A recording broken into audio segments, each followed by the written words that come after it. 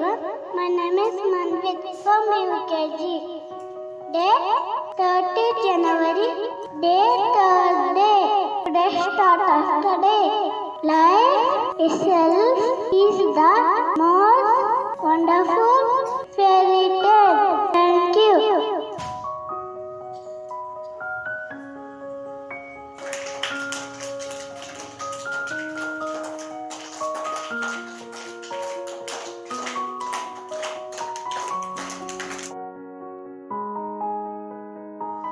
ಬೆಳಗಿನ ಶುಭೋದಯಗಳು. ನನ್ನ ಹೆಸರು ದೀಪು LKG. ದಿನಾಂಕ 30 ಜನವರಿ. ವಾರ ಗುರುವಾರ. ಸುವಾಸಿತ